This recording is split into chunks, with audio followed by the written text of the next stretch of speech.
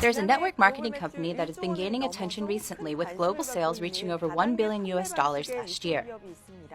The gross sales of this company have grown by double digits annually for 8 consecutive years since its founding in 2009. This is quite an impressive record. As today's guest on the Leader Show, we have invited the president of Atomy, Mr. Gill Park. We will learn about his very own management philosophy and the culture of his company that is less than 10 years old.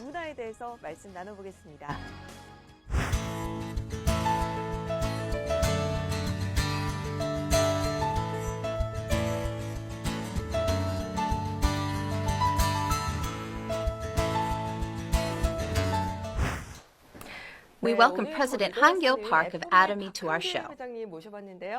Hello. Hello, it's nice to meet you. I briefly mentioned in the opening that your company has achieved over $1 billion in annual gross sales. So I would assume the company would be fairly well known by now. But I think there are still many people who are not familiar with Atomy. Could you please give us a brief introduction of Atomy? Atomy is a direct selling company that distributes over 200 products, including health supplements, skincare products, cosmetics, and household essentials. Although many people have heard of the company, still, it's not yet widely known. One of the reasons for this is because of our sales through a membership system. Only members are able to purchase and use our quality products at affordable prices, and if members are satisfied with the products, they introduce them to others. Because of this system, if you have not been introduced yet, you may not have heard of Atomy. We have over 3 million registered members in Korea alone, and about 1.5 million members abroad. Our sales last year reached a total of $1.1 billion worldwide.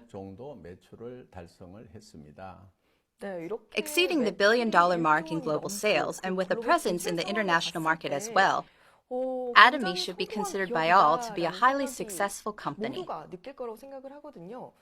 But there are still some negative perceptions out there towards network marketing companies in general. Is there a specific reason why you chose the network marketing model for your company? Yes. I am very much aware that people do not always have a positive view of network marketing. And at the very beginning, even my wife tried to talk me out of it, asking, "Why network marketing?" However, I had my own strong convictions about the network marketing model. If you look at the fundamental principles of network marketing, it is about acquiring quality products that I need at good prices, and after using those products and seeing the value in them, I would then introduce those products to other people around me. And if those people like the products, they will pass them on yet to other people, resulting in a kind of chain effect of purchasing and introducing. In this way, network marketing has the potential to be a very successful model in the distribution industry, creating many loyal consumer groups. So theoretically, there is no problem with this model. But if network marketing still has a bad reputation, it's because of scams in the past, such as pyramid schemes, which are something completely different from network marketing. Those involved in these illicit activities have deceived many innocent people. And when news of these illegal scams ends up going public, they are often collectively referred to as network marketing sales. Therefore, many people have this negative perception of network marketing since they mistakenly relate it to those illegal pyramid schemes. All network marketing companies are cons. People think network marketing and pyramid schemes are all the same and that they are both fraudulent and deceitful. This is untrue. And this is why the negative image of network marketing companies persists. Another reason for this negative perception is that even though it is perfectly legal, many network marketing companies tend to excessively mark up their products. People think that this is because the price includes the sales allowance paid to the members. In any case, expensive products can be quite a burden on consumers. So some network marketing companies are often reproached for overpricing their products and burdening their members, which is also an influencing factor that's contributed to the negative image of the network marketing industry. But if you simply follow the fundamental principles of network marketing, it can provide a valuable marketing channel for the manufacturers, as well as an effective way for consumers to acquire quality products at good prices. I had confidence that we could create such a healthy distribution channel. So I specifically chose the network marketing model to test out and prove my ideas. Fortunately, those who have used our Atomy products can attest to the product's quality and affordability, just as I had intended from the very beginning. I believe this is the reason that Atomy has been able to grow steadily to this day.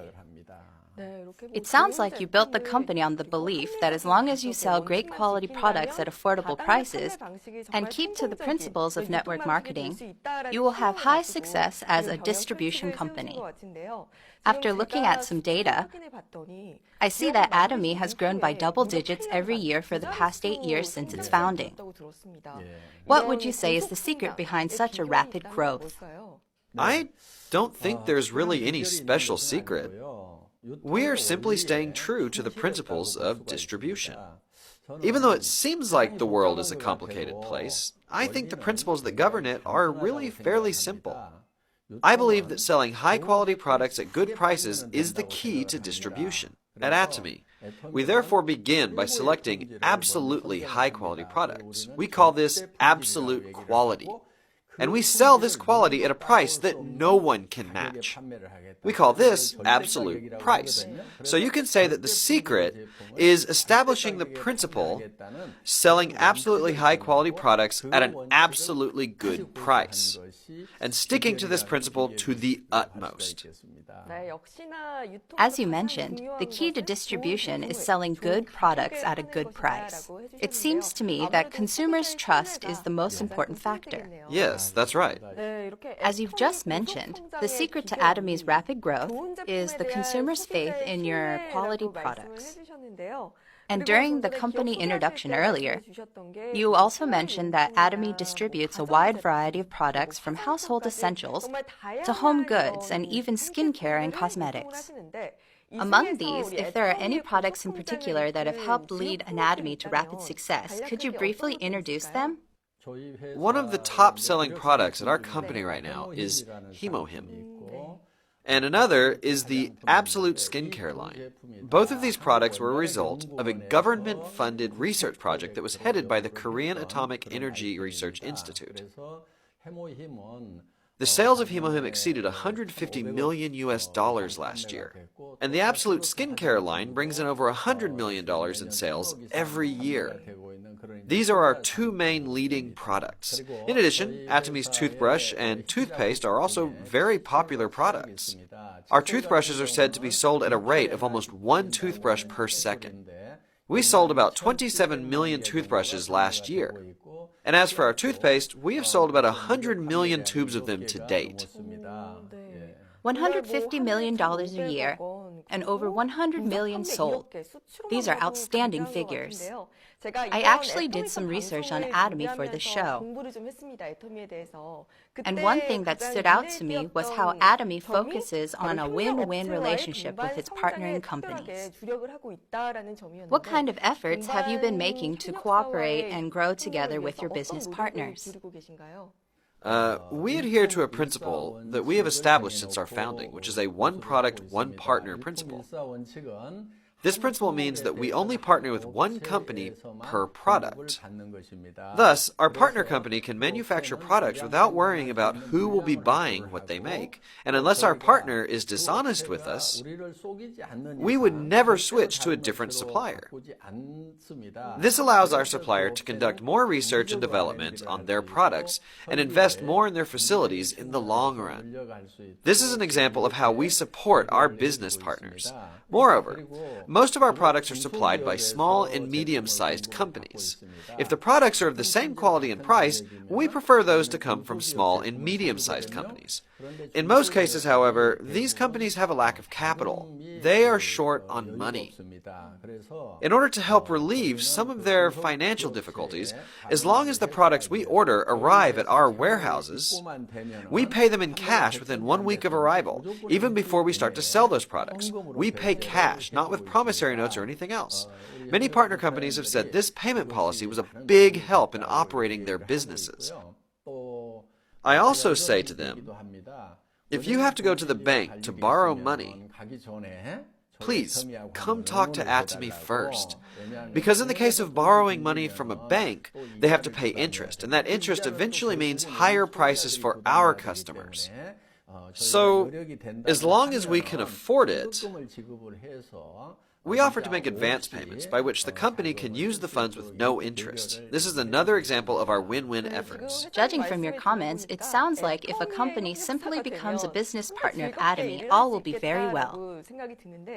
But I think some people may doubt if such a company as Atomy really exists. I'm not sure if I can ask you this, but could you please give us some real examples of what you have said? Of course I will.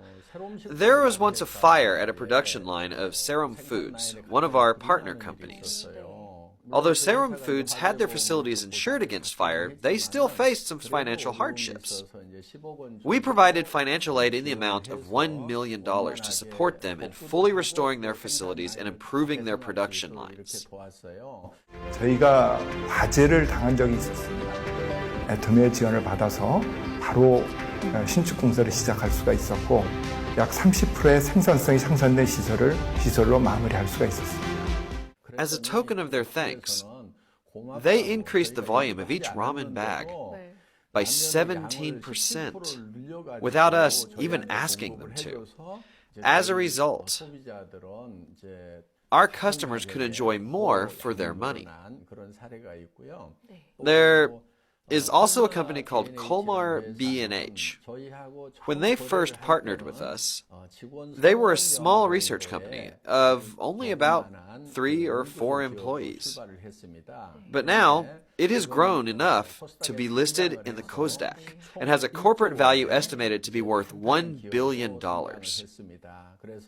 In fact, most of the small and medium-sized companies that have partnered with Atomy have grown by 5 or even 10-fold. Their management indices clearly show that they have become very stable companies, both financially and in size. As an entrepreneur, I regard such an outcome as very meaningful and rewarding. After hearing about these real cases of how companies have experienced success after partnering with Atomy, I have more and more confidence in Atomy's management philosophy.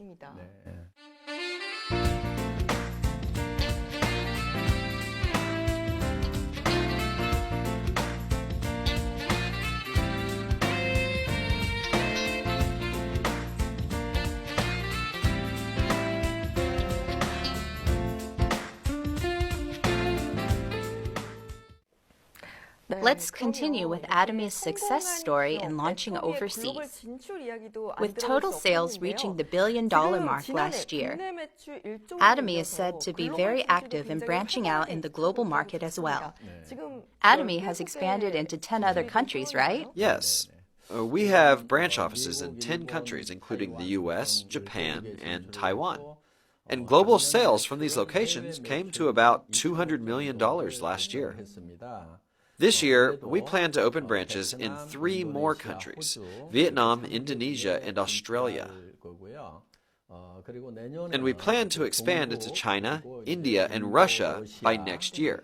For some of those global branches coming soon, office managers have been recruited and have started working already. They are busy preparing for the new openings. Do you have a goal in mind for your sales and exports? We have consistently been recognized for our outstanding export records. We've been awarded the Export Tower in recognition of $5 million, $10 million, and $30 million of exports, and last year we were awarded the Export Tower for $50 million. This year we're expected to receive the $100 million Export Tower. As of now, our annual sales in Korea are about $1 billion, and in the long run, we expect that our sales overseas will reach about 5 to 10 times that of our domestic sales.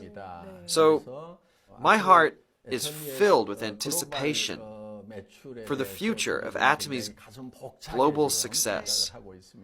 I'm excited that Atomy is expected to be awarded the $100 million Export Tower this year. Atomy will be actively expanding into the global market and continuing to branch out into more and more countries worldwide. Does Atomy have a particular strategy for targeting the global market? Yes. We have something called the GSGS strategy, which is the Global Sourcing Global Sales strategy. We go beyond selling products just made in Korea. If one of our partnering countries has a great product that has high market potential, we will source it. That means that we will purchase that product and not only sell it in Korea, but in all the other countries where we have branches. I suppose you could call this intermediary trade. For example, sandwich seaweed and aroma patches are products that come from Taiwan. We take those products and export them to Singapore and Malaysia. They can be brought into Korea, but these Taiwanese products can also be exported to Singapore and to Malaysia. I see. So that's how you expanded globally. Yes, this GSGS strategy not only helps Taiwan, but people in Singapore and in Malaysia also benefit from enjoying high-quality products at an affordable price. For another example, we purchase pepper that is produced in Cambodia, and we sell it in Korea, as well as in the 10 other countries where Atomy is located. Therefore, from all kinds of products worldwide, we hand-pick and source those that have a competitive edge in quality and price. In other words, we source only products that meet absolute quality, absolute price standards. And we sell those products to other countries. That's why we call it global sourcing, global sales. Our dream is for Atomy to become a worldwide hub of distribution. This is my vision for Atomy.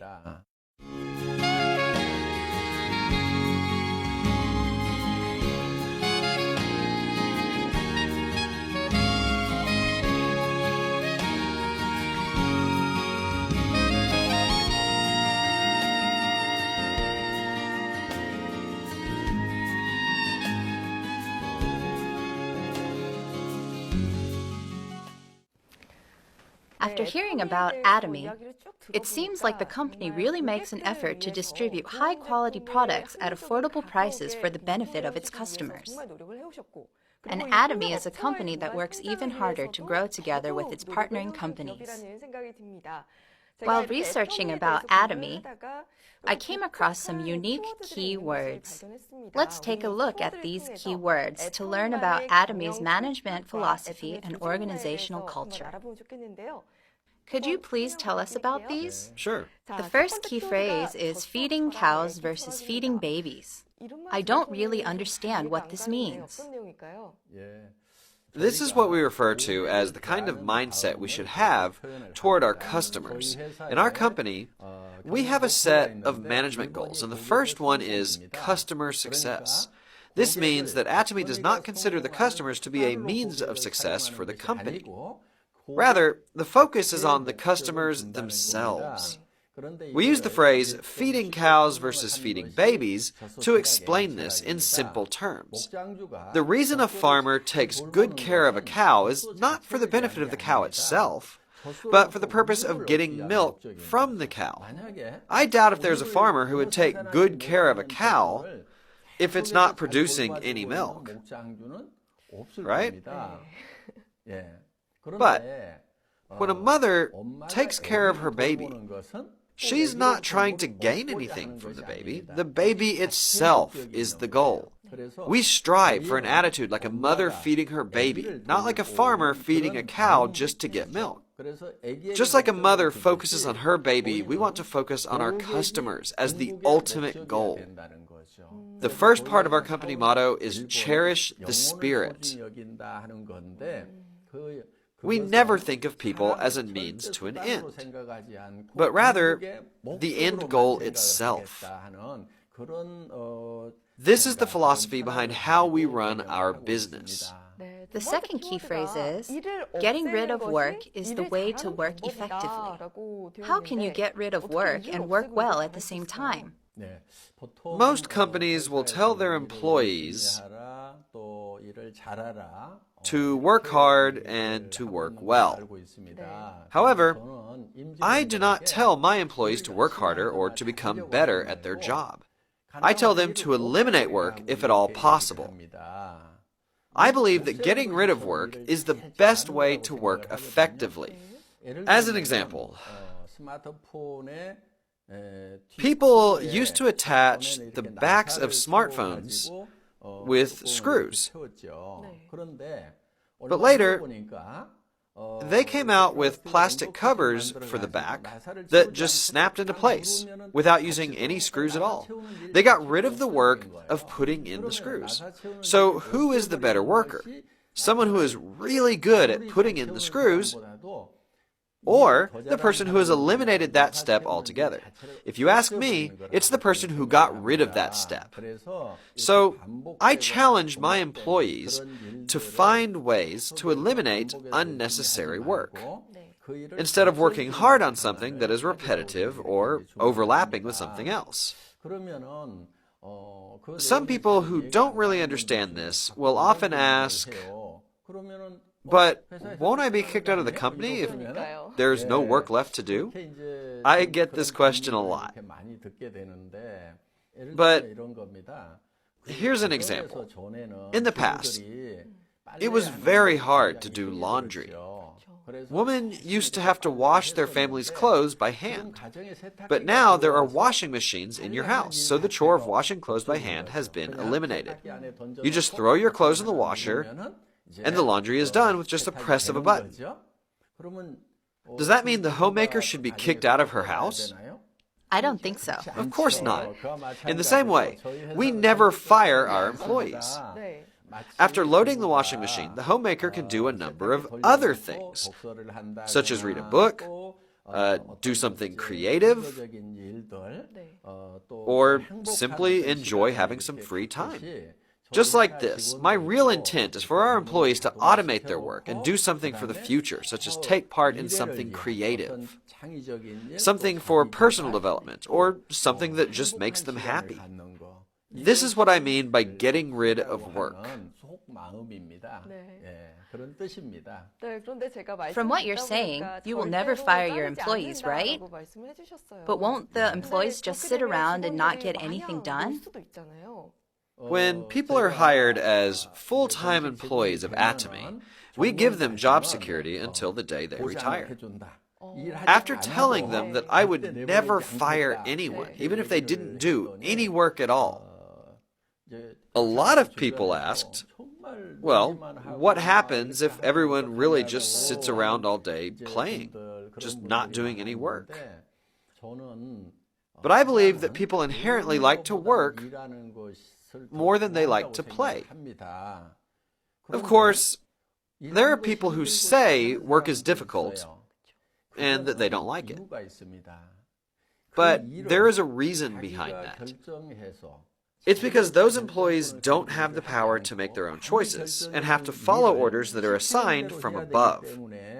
They don't like to work because they have to work like a machine in some ways.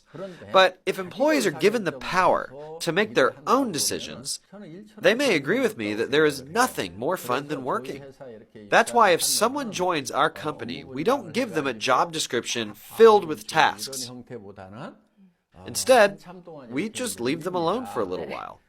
I believe it's much more effective for the employees to find work to do on their own initiative and decide to take on specific tasks for themselves. Work shouldn't be something that you dread. I think work should be more fun than play. There is actually something that I'm most curious about. I've heard that employees who play all day also have a role. What kind of role do they play? When managing a company, there is a common practice of firing the bottom 5 to 10% of your workforce every year. This is a management practice from the United States. If you do this, it has the effect of making the employees work really hard, so they're not the ones who get fired. But there's a problem with doing things this way.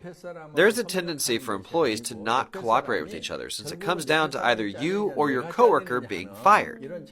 You are put into a desperate situation. You should be working together with others at work.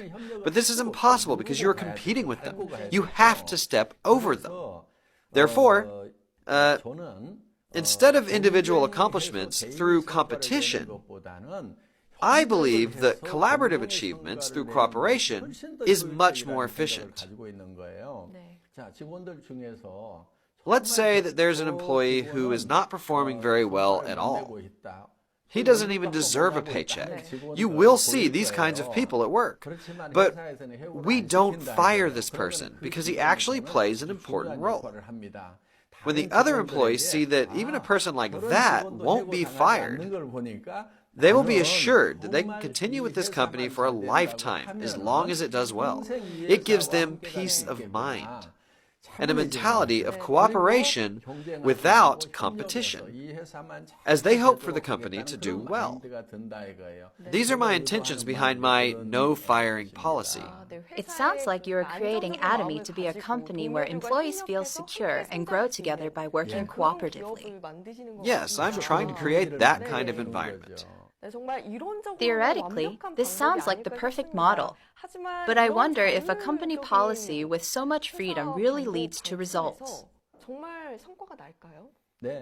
Yes, the data tells us that it really works. Our employees each produce sales amounting to $7 million every year. So, with a total revenue of $1 billion and only about 130 employees, this is historically unheard of in the distribution industry. Objective data shows that employee productivity per person is very high with Atomy. Atomy really seems to be a very efficient organization when it comes to productivity. I also came across the phrase assistant manager part while reading about Atomy. May I ask, is this your nickname? Yes, some of our employees call me Assistant Manager Park, as well as Mr. Unconquerable or Mr. Fourth Dimension. As for the Assistant Manager Park nickname, I had worked as a salaried employee for over 10 years. So I'm familiar with the workings of a business. I think they call me that because I'm the president who works like an assistant manager. But I've heard they've recently promoted me to manager. Oh, so now you're Manager Park? Let me ask another question to the recently promoted Manager Park. I've heard of a vertical or horizontal organization, but I've never heard of an amoeba organization. What does this mean? In our company, we don't assign or delegate tasks or hold employees to a set of rights, responsibilities, if at all possible. So, when new employees join with our company, instead of putting them to work right away, we give them some time to sit around and observe how the work flows. If they manage to find some work to do, they may become a manager for that particular project.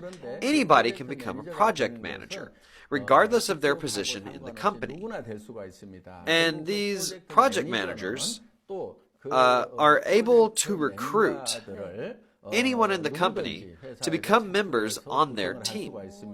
For example, a project manager who is an employee can recruit a director, or even the president like me, to put together a team of members. And when the project is completed, that team dissolves and a new team is formed around a new project. We are fluid, flexible, and can change form like the protoplasm of an amoeba that moves around a nucleus. That's why we call our company an amoeba organization. We are an organic, living community. It must take a lot of guts to recruit you. The president. Yeah. Someone must have nerves of steel to ask you to be on their team. I'm also curious to hear about the free position system in your company. Does that mean your employees can choose their own titles? Yes, that's right. When you join our company, you have the freedom to decide on the position title that gets printed on your business card. So a new employee can become a manager or even the head of a department. Internally, the position names don't really mean anything. The titles are mostly for external purposes. President Park, I also heard that when you work, you put emphasis on a chutzpah mindset. What exactly is a chutzpah mindset? The chutzpah mindset can be found in Israel's education philosophy. It means to be bold and brazen and never stop asking questions. If my employees have any questions while working, I strongly encourage them to be audacious and tenacious and constantly ask questions until they understand. This is the type of mindset that they should have. Employees should not go easy on me just because I'm the president. I have put down my title. So with all titles aside, let's create an atmosphere of working face to face. It is with this purpose that I preach the chutzpah mindset. By doing so, I think the employees can have more influence on different aspects of the company. Yes, the point is not to use power or authority, but to use influence when working. In a horizontal organization, I believe that having a broad range of influence is true impact.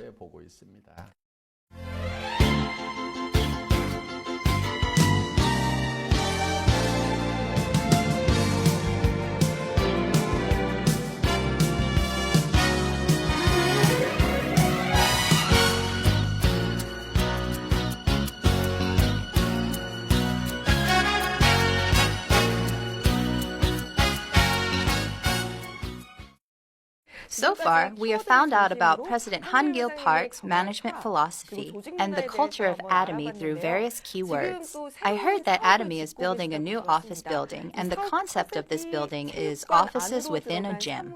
Could you please share with us your motivation behind this project? Usually, companies tell their employees to work hard and to work a lot. But I tell my employees to try and eliminate work. After you get rid of work, we should play, right? So we're developing a workplace where our employees can play. If they have time to play and enjoy themselves at work, they will be sure to come up with creative new ideas. Wow! After hearing about Atomy's corporate culture, I have to say that it's beyond unique. It is revolutionary. After listening to your talk today, President Park, I get the impression that you are a very smart, influential businessman. Now I'd like to ask you my last question for today. How do you want Atomy to expand moving forward? What are your future aspirations for this company? People call this time period the information age. One characteristic of the information age is that we are flooded with a tremendous amount of information. So, it is very difficult for consumers to discern what information is useful or beneficial to them. It can be very confusing and overwhelming. Atomy wants to be the company that helps consumers with this overload of information and provide just the right products for them at the lowest possible price. A reliable company with products that you can trust and use. Atomy would select the most relevant and beneficial information for its consumers, acting like a kind of shopping curator. This is how I would describe it. We want our customers to simply trust and use our products at Atomy. We strive to become the company where consumers can just buy any of our products and know that these are the best products for them, minus the hassle and information overload.